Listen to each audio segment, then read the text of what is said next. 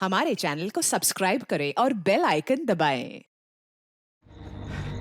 अच्छा सुनो, वो सीसीटीवी वाले रास्ते से ना बिल्कुल भी मत जाना। हाँ पता है, जैसे डिसाइड हुआ वैसे जाएंगे। और सुन, ये फोन कार्तिक नगर तक ऑन रखना और उसके बाद स्विच ऑफ करके फेंक देना कहीं पर।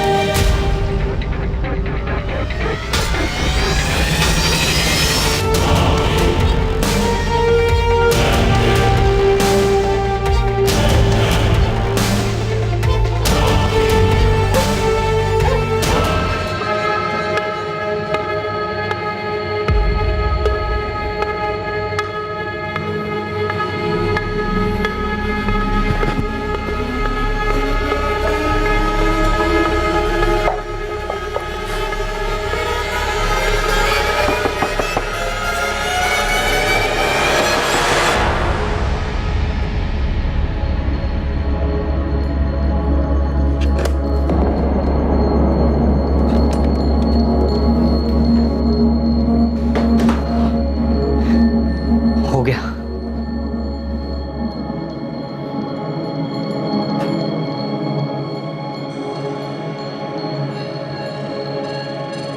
अब सुन, सबको बताने के लिए ना हमें कोई कहानी बनानी पड़ी ताकि हम पर शक ना करे कोई।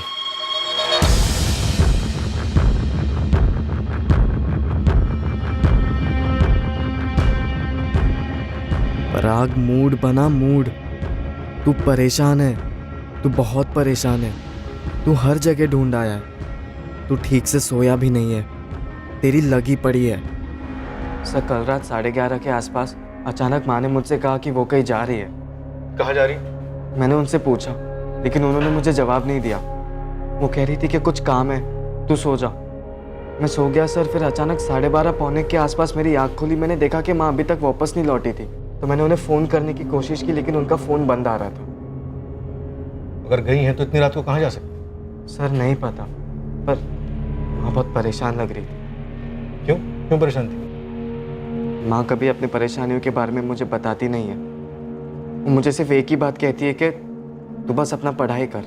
तुम्हारे पास हाल फिलहाल की कोई फोटोग्राफ है तुम्हारी मम्मी की? मैं आपको फॉरवर्ड कर देता हूँ आपका नंबर। पराग, देखो तुम्हारी माँ एक अडल्ट है, थोड़ा टाइम देते हैं, हो सकता है कि वो खुद से वापस आ जाए। लेकिन सर पहले वो अचानक ऐसे कहीं पर भी नहीं गई है, वो भी इतनी रात गए। समझ रहा हूँ, लेकिन थोड़ा टाइम देते हैं। तुम घर जाओ और एक काम करो, अपने मोहल्ले वालों से पता करो, रिश्तेदारों में पता करो। सर मैंने सबसे पूछा, किसी को कुछ नहीं पता है। माँ की किसी से बात ही नहीं हुई थी इस बारे में। ठीक है, हम कुछ करते हैं। सर प्लीज़ थोड़ा जल्दी कीजिए।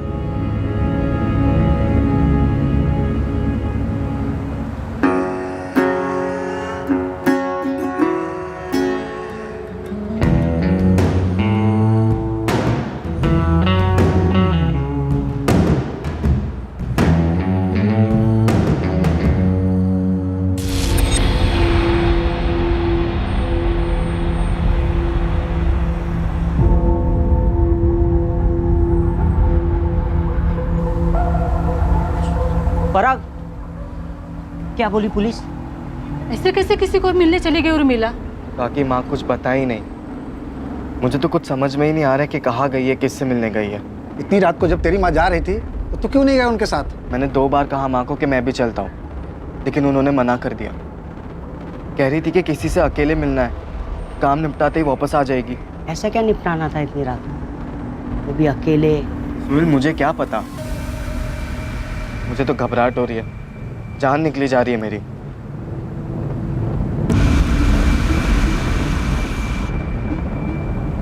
क्या बात है दिवाकर भाई, उर्मिला जी ने ठेला नहीं खोला आज? अरे भाई तुमने सुना नहीं, वो कल रात को ही कहीं चली गई है, अपने बेटे को भी कुछ बताया नहीं और उसके बाद से तो गायब हो गई। भाई पुलिस ने मेरी स्टोरी पर यकीन कर लिया है। सही है बे, लेकिन कल जौनपुर से अम्मी अब्बू वापस आ रहे हैं, उनके सामने भी तगड़ी वाली एक्टिंग करनी पड़ेगी, जैसा कि अभी तक करते आ रहे हैं। तूने जब फोन किया उन्हें तभी क्या बोले हो? बोले तो कुछ भी नहीं, लेकिन एकदम शॉक हो गए। ठीक है यार, बस पुलिस के सामने हम दोनों के बारे में कुछ उल्टा पुल्टा ना बोल दे वो। हाँ यार।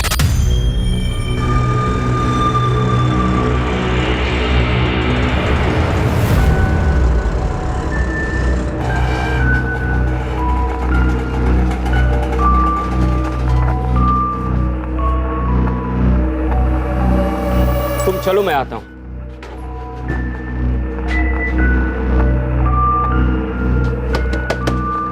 पराग, पराग, उर्मिला वापिस आई क्या? नहीं चाचा, माँ अभी तक नहीं लौटी है।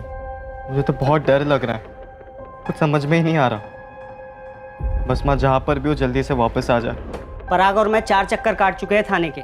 पुलिस वाले कह रहे ढूंढेंगे ढूंढेंगे ढूंढेंगे, उसके आगे कुछ बोल ही नहीं रहे। लेकिन उर्मिला इतनी रात गए अकेले, कुछ सही नहीं लग रहा है मुझे।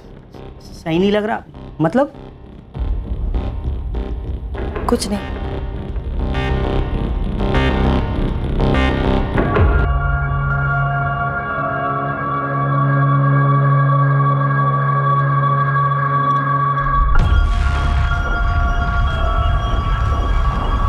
तूने ढंग की एक्टिंग की है ना पुलिस वालों के सामने? हाँ हाँ, किसी को कोई शक नहीं होगा। और अभी माँ का कॉल रिकॉर्ड और फोन लोकेशन निकालने वाले वो लोग। मैंने चेक किया, गाजियाबाद के किसी भी लोकल चैनल या अखबार में कोई खबर नहीं है किसी लावारिस लाश के बारे में। तुम लोग ने लाश को सही जगह पे ठिकाने लगाया है कि नहीं? मिल जाएगी ना पुलिस को? कभी मिली नहीं तो? नहीं मिली तो क्या, ऐसी मिसिंग रहेगी? अबे अगर लाश नहीं मिली ना तो हमारी ये सारी प्लानिंग गई खड्डे में, समझ ले। तो फिर लाश मिलेगी पुलिस वालों को। तू टेंशन मत ले। 2 युवक जिन्होंने पढ़ाई में मेहनत करके अपने फ्यूचर की सटीक प्लानिंग की थी, उन्हीं दोनों ने एक कत्ल की भी सटीक प्लानिंग की और उसे अंजाम भी दिया। अब वो उस प्लान के अगले पड़ाव को पार करने के इंतजार में थे। अपनी जिंदगी का अगला चैप्टर, अगला अध्याय लिखने को बेताब थे। पर इस बार प्लान उनकी परफेक्ट प्लानिंग के हिसाब से नहीं गया।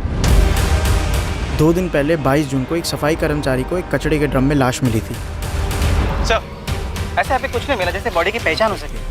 उर्मिला शुक्ला की मिसिंग कंप्लेंट दर्ज हुई थी 22 जून को और वो अपने घर से 21 जून की रात को निकली थी, शायद किसी से मिलने के लिए, तभी से गायब थी। सुनिए, ये निपटाना है, क्या निपटाने गई होगी उर्मिला? मुझे लगता है ये मसला उसके घर को लेकर कुछ होगा। अम्मी अब्बू, पराग को पुलिस का फोन आया था। उन्हें क्या हुआ? खबर मिली उर्मिला की? गाजियाबाद में लाश मिली है।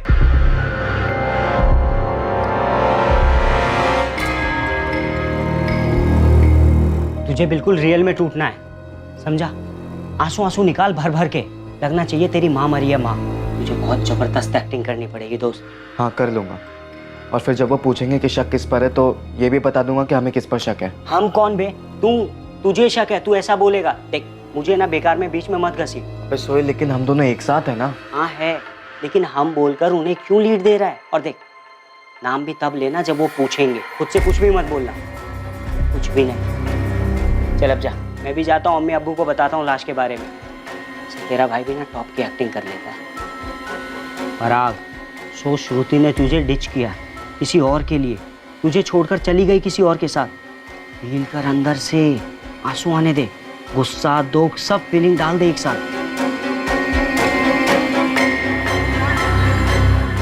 श्रुति, तुम मेरे साथ ये कैसे कर सकती हो? कैसे? कौन है वो? सो चुकी हो उसके साथ? धोखा दे रही हो मुझे? अरे क्या क्या नहीं किया मैंने तुम्हारे लिए, और तुम?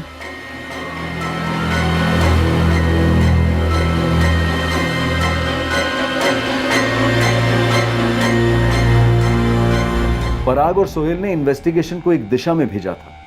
पूरी प्लानिंग के साथ इस दिशा को तैयार किया गया था, सिर्फ पुलिस को गुमराह करने के लिए।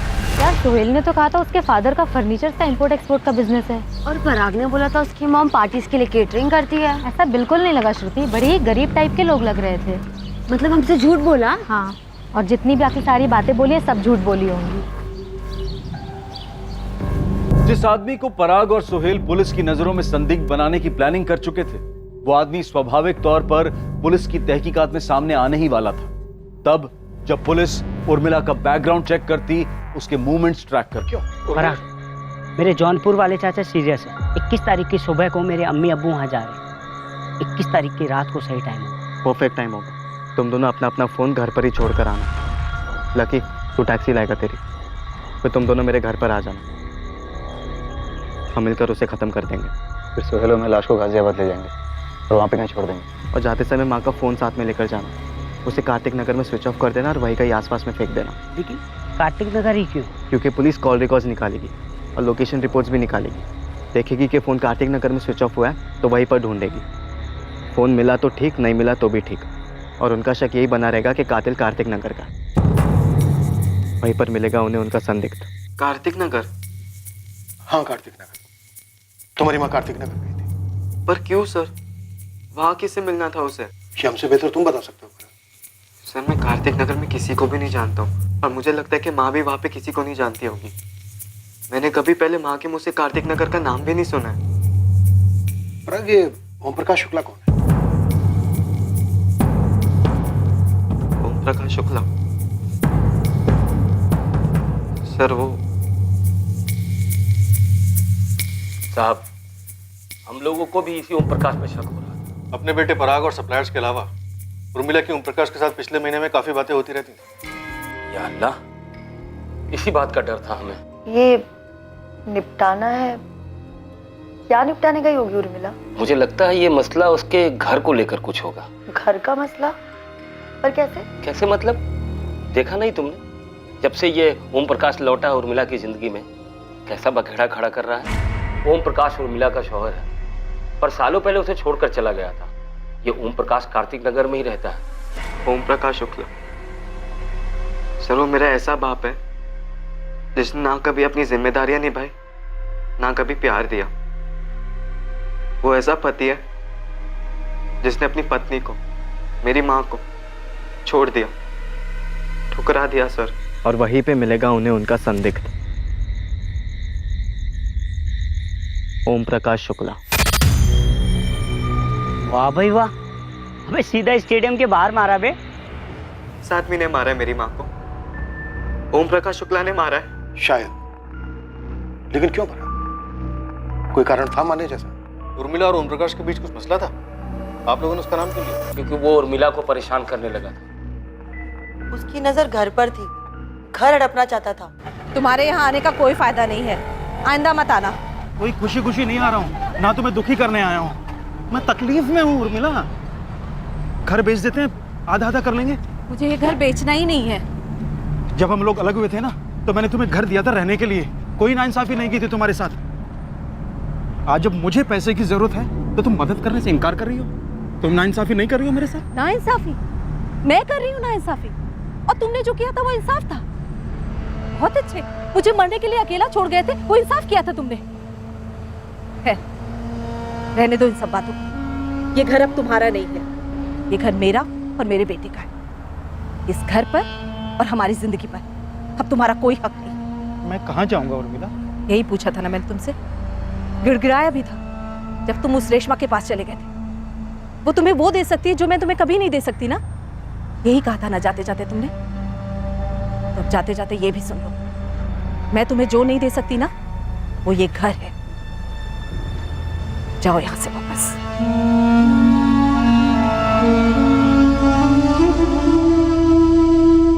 इतना सब सुनकर तुम पिघल रही हो उर्मिला, अपने पर टिकी रहो।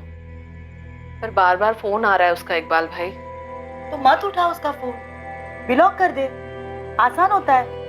फोन दे, हम सिखा देते। समझ में नहीं आ रहा, ऐसे ना बोलना भी ठीक नहीं लगता। यादें जुड़ी हैं उसके साथ। कैसी यादें? हमारे सामने छोड़कर चला गया तुम्हें, कहीं का नहीं छोड़ा। और अब ये मत कहना कि जो भी है जैसा भी है तुम्हारा पति है। ये ओम भाई मतलबी आदमी है और लालची भी। मुझे तो लगता है ये सारे पैसे उस रेशमा को देने की फिराक में है। उस डायन ने ही भेजा होगा उसे यहाँ। और एक बेटा भी है ना, विकास। अब ये रेशमा और विकास के चक्कर में ओम भाई फिर से तुम्हारी जिंदगी का सत्यानाश करने आ गए। खुद के बारे में सोचो उर्मिला, खुद के, और अपने साथ अपने बेटे पराग के। ठीक है? असर नहीं हुआ होगा हमारे नसीहतों का, बहक कर चली गई होगी ओम के पास। वैसे घर के कागजात ओम भाई के नाम पर थे। हो सकता है उर्मिला ने कुछ ज्यादा मांग लिया हो, इसीलिए मार डाला होगा उर्मिला को ओम भाई ने। पराग, पराग बेटा, अरे पराग? सुनो तो। पराग पराग, टूट सा गया है बेचारा।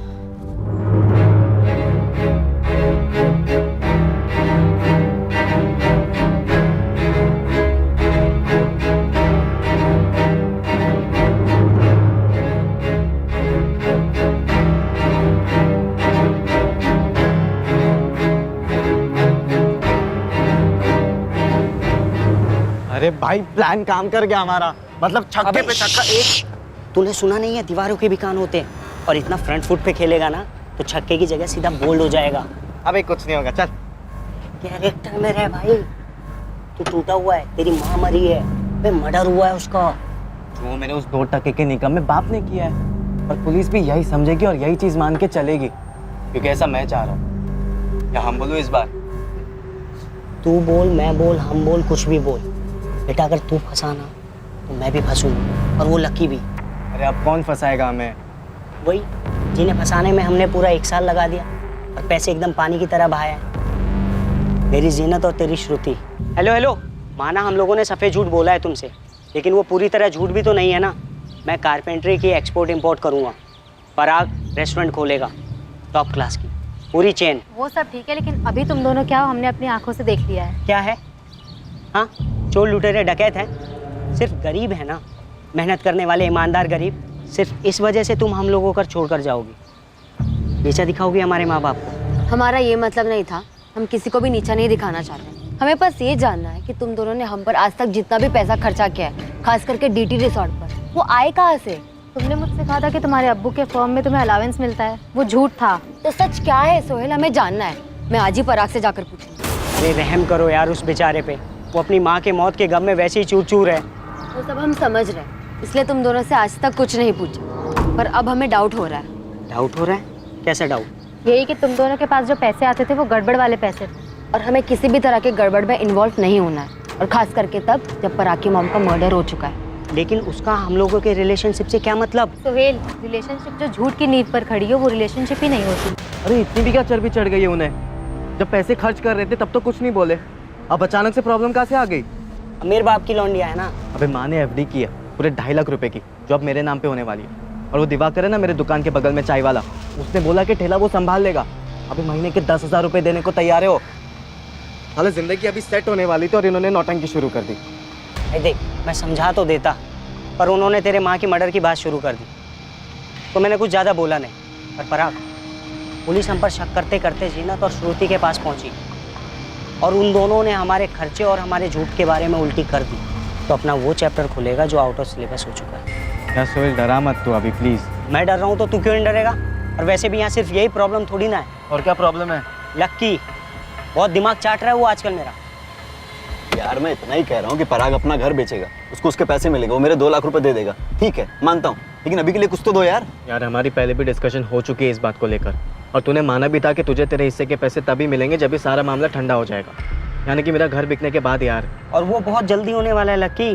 पुलिस उस ओम प्रकाश के पीछे हाथ धो के पड़ी हुई है भाई, हम किसी भी रडार में नहीं है दूर दूर तक भाई। 1-2 महीने की बात है यार लकी।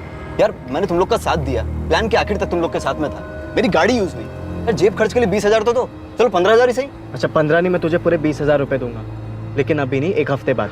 1 हफ्ते में मेरी माँ की एफडीज मेरे नाम पे हो जाएगी भाई यार, तब तक थोड़ा शांति रख प्लीज। और लकी, ये बात मत भूल कि हम एक साथ हैं, एक टीम में हैं।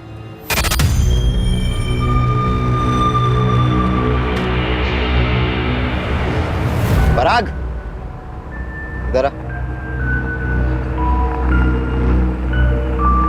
तेरे बाप को पुलिस पकड़ेगी और तबीयत से तोड़ेगी, और अगर उसने नहीं किया है, जो कि हम जानते हैं नहीं किया है, तो वो कबूल नहीं करेगा, और पुलिस समझ जाएगी कि कातिल वो नहीं है। तो तू कहना क्या चाहता है? यही, पुलिस तब दूसरे एंगल से सोचना शुरू कर देगी।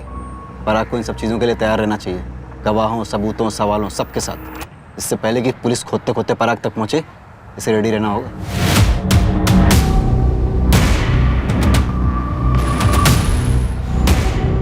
ऐसा कुछ नहीं होगा यार भाई, नेगेटिव नहीं सोचते हैं। नेगेटिव की बात नहीं है यार सोहेल, लकी सही कह रहा है, अपने को रेडी होना होगा। इसलिए, और किस चीज़ के साथ भाई? एक नए कातिल और एक नए एंगल के साथ। और किस पर उंगली उठाएंगे? अच्छा सुन, तेरी माँ का किसी के साथ अफेयर है क्या? क्या बकवास कर रहा है यार सोहेल? भाई देख, मर्डर ना या तो प्यार या दुश्मनी में होता है या किसी लालच में। अब ये बता, इन तीनों में से कोई सा एंगल तेरी माँ की लाइफ में डाल सकते हैं? तेरे अम्मी अब्बू? मैंने बकवास की तो तू भी बकवास करे। अबे मेरे अम्मी अब्बू को बीच में मत घसीट भाई। घसीट नहीं रहा हूँ यार सोहेल, मैं उन्हें भी तेरी और मेरी ज़िंदगी से बाहर निकाल रहा हूँ, जैसा मैंने मेरी माँ को निकाला। और जब तक वो दोनों है ना, हमारे हाथ साला हमेशा बंधे ही रहेंगे। पराग, चल एक सेकंड के लिए ये मैं भूल जाता हूँ कि वो मेरे अम्मी अब्बू है और हम उन पर डाल भी देते, पर लॉजिक कहाँ है भाई? जिस दिन मर्डर हुआ था ना, उस दिन तो वो जौनपुर गए थे ना, तभी तो 21 की रात को हमने सेटलमेंट की थी इस चीज की। भूल गया?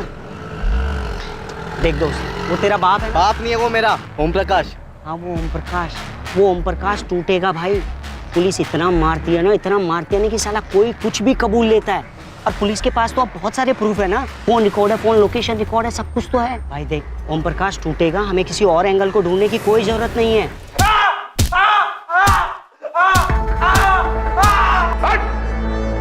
कौन ओम प्रकाश? कैसे मारा अपनी पत्नी उर्मिला को? बोल! बात तो सुनो साहब। वो थक के हार के कबूल करेगा ही करेगा। हाँ मैंने मारा साहब, मैंने मारा। क्यों मारा ये बोल? क्योंकि साहब वो ना घर नहीं बेच रही थी और नहीं मुझे पैसे दे रही थी। पॉजिटिव सोच, पॉजिटिव, नेगेटिव को दिमाग में आने ही मत दे। क्या बोल रहा है? हाँ बोल हाँ, वो भी एकदम कॉन्फिडेंस के साथ।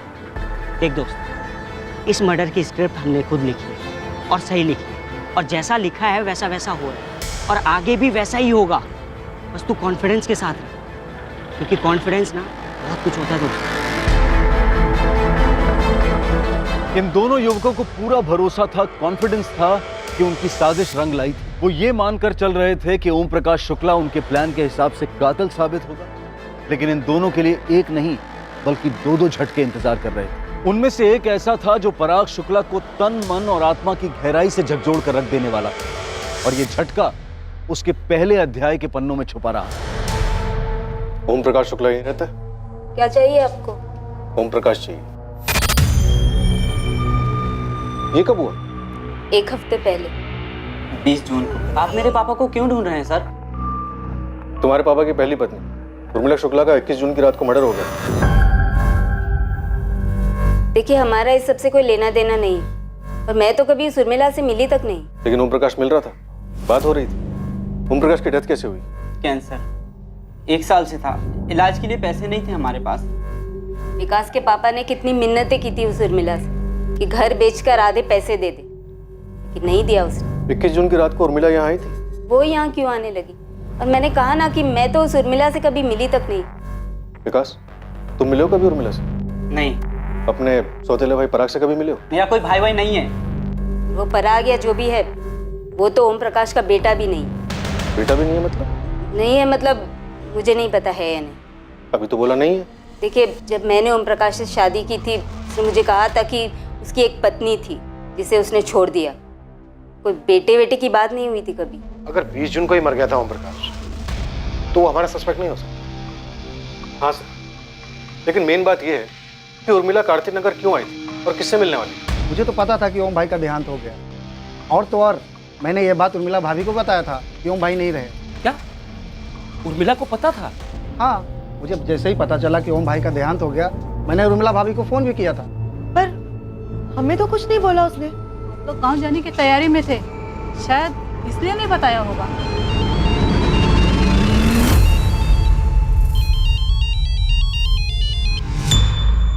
हेलो इकबाल, ये जो पराग है, क्या ये ओम प्रकाश का बेटा नहीं है? ये सच है कि पराग ओम का बेटा नहीं है। लेकिन ये बात हमसे किसने बताई नहीं, पराग ने भी नहीं बताया। बहुत कुछ छुपाया जा रहा है हमसे। छुपाया तो नहीं साहब, लेकिन ये बात मायने नहीं रखती, इसलिए जहन में नहीं आई। क्या बात मायने रखती है, क्या बात मायने नहीं रखती है, ये हम तय करेंगे। पराग के बाप का नाम क्या है इकबाल? उर्मिला का कोई पहला पति भी था? जी, पूरा मोहल्ला जानता है इस सच्चाई को, लेकिन कभी किसी ने पराग को बताया नहीं, और शायद उसे भी नहीं मालूम है। बाप का नाम बोलो इकबाल। वो उर्मिला जब पराग 4-5 महीने का था तो उसे घर ले आई। 4-5 महीने का था मतलब? ये पराग उर्मिला का बेटा भी नहीं है? जी नहीं, उर्मिला उसे घर ले आई और कहा कि ये उसका बेटा है, उसकी जान है। उर्मिला, ये बच्चा किसका है? इसकी माँ इस नन्ही से जान को नदी में फेंकने जा रही थी इकबाल भाई। लेकिन ये बच्चा तेरे पास कैसे आया उर्मिला? और कोई माँ अपने बच्चे को इस तरह नदी में कैसे फेंक सकती है? सच बोल उर्मिला। सच यही है, भगवान ने इसे मेरी गोद में डाला है, मुझे जीने का एक मकसद दिया है। दरअसल हमें मालूम नहीं था साहब कि उस सुबह उर्मिला अपनी जान देने गई थी।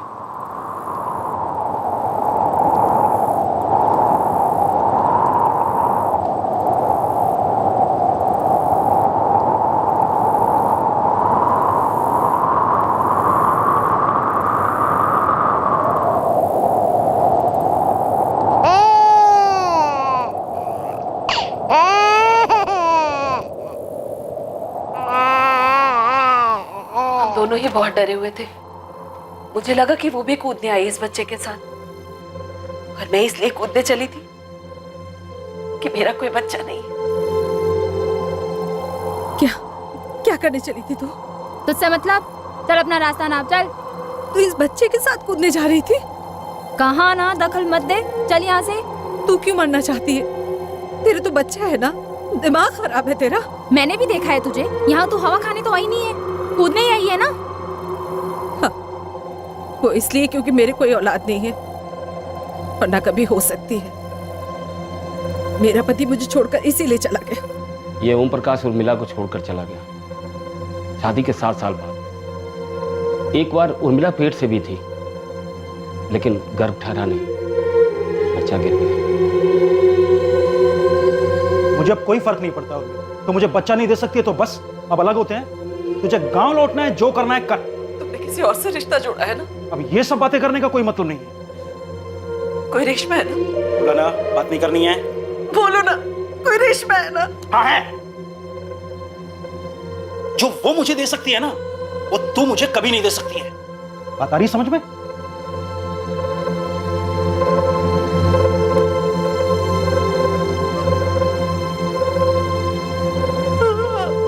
पर वो औरत खुद नहीं कूदने वाली थी, बल्कि इस मासूम को नदी में फेंकने आई थी। क्या? लेकिन क्यों? क्यों से तुझे क्या मतलब है? हाँ, तुझे कूदना है तो कूद, मैं मुंह फेर लेती हूँ। तो इस बच्चे को इसलिए फेंकना चाहती है क्योंकि ये लड़की है? अबे ओ, लड़का है, समझी? कितना प्यारा है ये, क्यों मारना चाहती हो इसे? क्योंकि मुझे नहीं रखना है इस मुसीबत को। क्या करूंगी मैं इसका? बाप कौन है इसका? एक ग्राहक था, कहता था मुझसे प्यार करता, शादी करेगा मुझसे साला। डाल के चला गया इसको मेरे पेट में। जब मैंने बोला कि मैं पेट से हूँ, शादी कर लेते हैं, तो हाना हाना करने लगा और फिर अचानक गायब हो गया। 4 महीने हो गए इस मुसीबत को। इसकी वजह से ना कुछ धंधा कर पा रही हूँ, ना कुछ और। पर इसमें इस मासूम की क्या गलती है? इसे क्यों मारना चाहती हो तुम? चल अब भाषण मत दे, समझी? अगर इतना ही तरस आ रहा है ना इस मासूम पे, तो ले, ये ले, तू रख तो इसे। और सुन, मुझे ढूंढने की कोशिश बिल्कुल मत करना, और पुलिस के पास तो जाना ही मत, क्योंकि मिलूंगी नहीं मैं।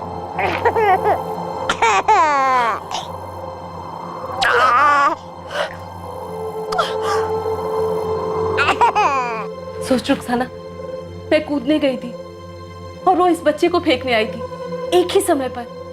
ये भगवान की लीला नहीं तो और क्या है इकबाल भाई? उर्मिला ने उस बच्चे का नाम पराग रखा और खुद की औलाद की तरफ प्यार किया, पढ़ाया लिखाया और बड़ा किया। इकबाल, ओम प्रकाश उर्मिला से एक दिन पहले ही मर गया। उर्मिला को किसने मारा और कौन हो सकता है? समझ में नहीं आ रहा साहब। हम सोचते थे कि ओम भाई ने उसे घर के लिए मारा होगा, और किसी से तो उसका बैर ही नहीं था। दिन रात मेहनत करती थी, एक एक पैसा जुटाती थी, और पराग में तो जान अटकी थी उसकी।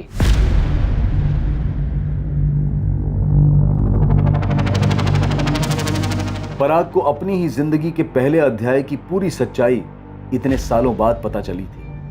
अब तक बिना किसी अफसोस या दोषी भावना के जुर्म के रास्ते पर चला था पराग, और अब वही पराग पछतावे के भंवर में डूबने लगा था।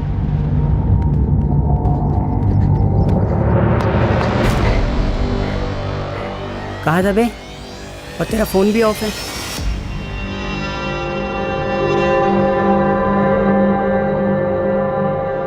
मैं समझ सकता हूँ यार, तेरी लगी पड़ी है जानकर की। तुझे पहले से पता था सोहेल? नहीं यार, मुझे भी आज ही पता चला है। ये क्या कर दिया यार मैंने, क्या कर दिया मैंने? भाई घोड़ा दब चुका है, गोली फायर हो चुकी है, अब कुछ नहीं हो सकता। वो मैं दरअसल ये बताने आया था कि मोहल्ले में पुलिस आई थी, तेरे घर भी आई थी, ढूंढ रही थी तुझे, कुछ बात करना है तुझसे। यार वो लक्की मानुस की बात ना एकदम सच निकली, साला ओम प्रकाश वाला एंगल बना ही नहीं। लेकिन कोई बात नहीं, चल छोड़, तुझे ना अब डट के सामना करना है, एक नया चैप्टर खोलना होगा। सुन रहा है ना पराग? बेचारे पराग को हमें ही संभालना होगा। एक तो माँ को खोना, उसके बाद इस खबर का सदमा। हाँ, उस बेचारे के साथ कुछ ज्यादा ही बुरा हुआ, लेकिन रुखसाना, उर्मिला को किसी ने मार डाला।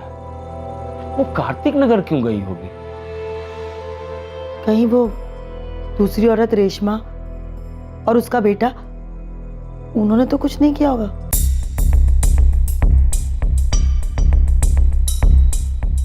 जाहिर तौर पर पुलिस को भी रेशमा और विकास पर शक हुआ, पर साफ तौर पर इन्वेस्टिगेशन में उनके खिलाफ कुछ मिलने वाला नहीं था जिससे पुलिस उर्मिला के कत्ल से उन्हें जोड़ पाती। दरअसल ओम प्रकाश की बीमारी से मौत होना पराग और सोहेल के प्लान को भंग कर गया। पराग, हमने रेशमा और उसके बेटे विकास को काफी भगा दिया, लेकिन इस बात की पूरी संभावना है कि तुम्हारी माँ के कातिल नहीं। तो फिर और कौन हो सकता है पराग? तुम्हारी माँ का कार्तिक नगर जाने का क्या कारण था? ओम प्रकाश तो एक दिन पहले ही गुजर गया था और तुम्हारी माँ को इस बात की पूरी जानकारी थी। पराग, तुम्हारी माँ उस रात को घर से निकली भी थी या नहीं? निकली थी। किससे मिलने? मैं आपको पहले भी बता चुका हूँ, उसने मुझे कुछ नहीं बताया। एक नहीं, दो थे, शायद तीन थे हत्यारे। और अब तुम वाकई में चाहते हो ना तुम्हारी माँ के हत्यारे पकड़े जाएं? तो फिर ऐसे चुप रहने से कुछ नहीं होगा। तुम्हारी माँ अपने पति ओम प्रकाश के अलावा किसी बाहर वाले के साथ टच में नहीं थी। इकबाल और रुखसाना हो नहीं सकते क्योंकि वो दिल्ली में ही नहीं थे। तो फिर और कौन हो सकता है? मुझे नहीं मालूम सर। इतने सालों का मेरा तजुर्बा और इस केस की हकीकत यही कहती है कि उस दिन तुम्हारी माँ कार्तिक नगर गई नहीं, लेकिन हाँ, तुम्हारी माँ का फोन जरूर कार्तिक नगर गया था। मेरा मतलब फोन को कार्तिक नगर भेजा गया था हमें गुमराह करने के लिए। उसके बाद तुम्हारी माँ की लाश को गाजियाबाद फेंक दिया गया ताकि हमें लगे कि ओम प्रकाश ने तुम्हारी माँ का कत्ल किया है। उसके बाद लाश को ठिकाने लगा दिया। कातिल 2 या 3 जितने भी थे जिन्होंने साजिश रची, इतना पक्का है कि उन्हें इस बात का पता नहीं था कि ओम प्रकाश एक दिन पहले ही गुजर गया। इकबाल और रुखसाना हो नहीं सकता, क्योंकि अगर वो होते तो उनके कॉल रिकॉर्ड्स में कम से कम एक कॉल तो होता, लेकिन ऐसा कोई कॉल नहीं है। तो क्या इतनी रात को तुम्हारी मां अचानक खुद से उठ के कार्तिक नगर चली गई? कुछ गड़बड़ नहीं लग रही तुम्हें इसमें?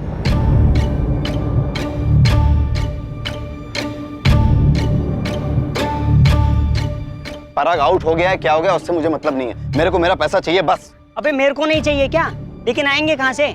पराग घर बेचेगा, एफडी तोड़ेगा तभी ना। पर यार वैसे भी है ना, अभी पराग की लगी पड़ी है यार। यार तो मैं क्या करूं, नाचूं? अरे कब से हॉर्न बजा रहा था, कब से लाल बत्ती दिखा रहा था कि एक एंगल से चिपक के मत बैठो, कांड किए हैं, 4-5 एंगल सोच के रखो, लेकिन मेरी कोई सुनने वाला है नहीं है। अब मेरा पैसा ला के दे यार बस। क्या वही बोले जा रहा है बे? ऐसे बोलने से क्या ऊपर से बरसेंगे क्या एटीएम की तरह पैसे?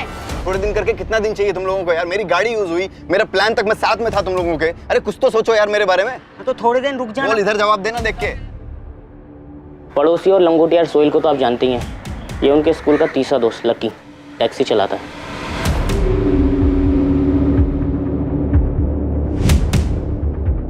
पराग सुन, अपने मोहल्ले के शरद काका है ना, उन पर डाल देते इल्जाम।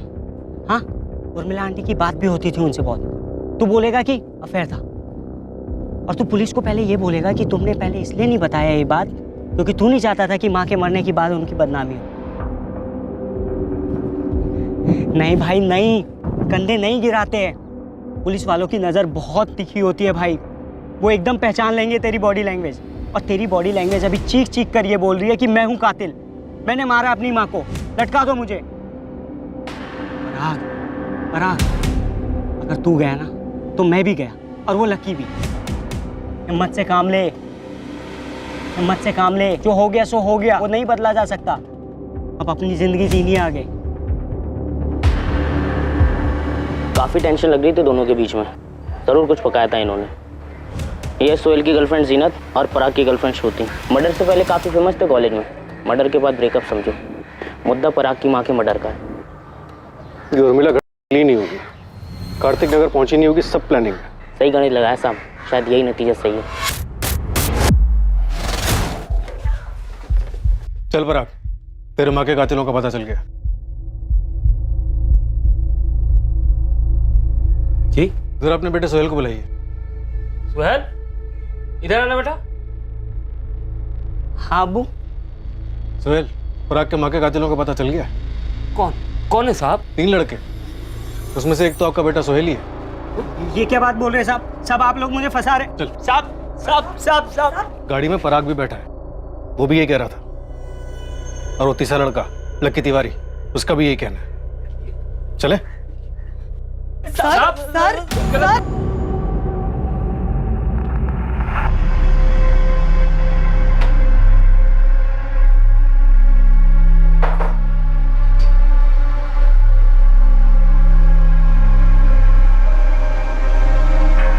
चल चल चल चल,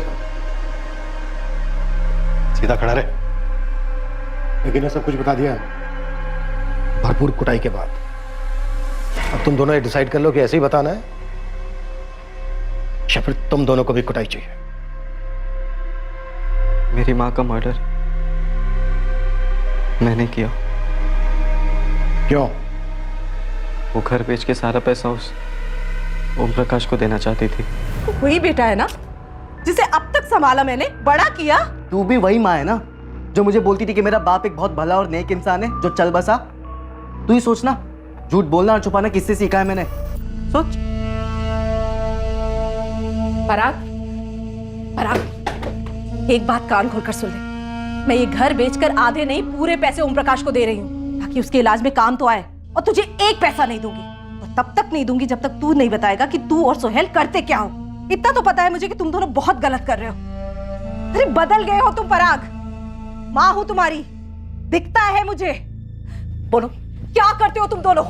आखिरी मौका दे रही हूँ, सच सच बताओ इतने पैसे कहां से आए, वरना मैं पुलिस में जाऊंगी।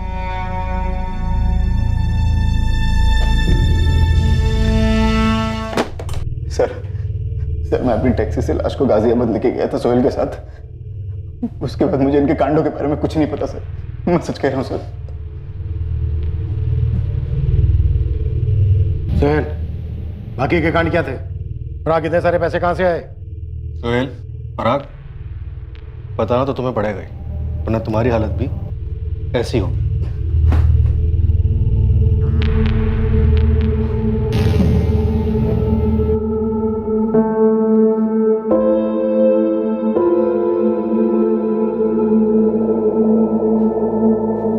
शांति, ये देखो, यही है वो लड़का जिसको मैंने अतुल की फिरौती दी थी। हाँ पापा, यही था वो जिसने कहा था कि तेरी मम्मी का फ्रैक्चर हो गया है, अपने साथ लेके गया था। देखो क्या कर दिया इन्होंने, एक औरत का कत्ल जो इनके ही गैंग के एक लड़के की माँ थी। पराग और सुहेल के जुर्म का हर अध्याय खोला गया जिसमें किडनैपिंग और ब्लैकमेल भी शामिल थे। उनके विक्टिम्स को भी झटका लगा जब उन्हें पता चला कि ये दोनों अब मर्डर कर चुके थे। इन दोनों से जुड़े सभी लोगों को इनकी हरकतों से घिन आई, खासकर उन दोनों को जो इन दोनों के काफी करीब आ गए थे और जिन पर खर्चा करने के लिए ये दोनों जुर्म के जरिए पैसा इकट्ठा कर रहे थे। पर सबसे बड़ा सदमा पराग और सोहेल के सबसे करीबी लोगों को लगा। इकबाल, हम कोई मनगढ़ंत कहानी नहीं सुना रहे, सबूत गवाह सब कुछ यही साबित कर रहे हैं। पराग, सोहेल और लकी इन्होंने कबूल भी कर लिया, और हमने उन लोगों से भी बात की है जो पराग और सोहेल के ब्लैकमेलिंग और किडनैपिंग के विक्टिम थे। और साहब वो दोनों कत्ल नहीं कर सकते। पराग अपनी माँ को नहीं मार सकता साहब, बिल्कुल नहीं। वो तो उर्मिला पे अपनी जान छिड़कता था। और ना हमारा सोहेल ऐसी हरकत में साथ दे सकता है। देखिए, मैं समझ सकता हूँ कितना मुश्किल है आप लोगों के लिए मानना, पर सच यही है। इन तीनों के स्टेटमेंट है हमारे पास। लकी की टैक्सी से हमने उर्मिला के बाल वगैरह इकट्ठे किए हैं जो उर्मिला के डीएनए से मैच किए जाएंगे, टेस्टिंग के लिए भेज दिए। बहुत जल्द अब इसमें दो राय नहीं होगी कि इन तीनों ने मिलकर ही उर्मिला शुक्ला का बेरहमी से कत्ल किया।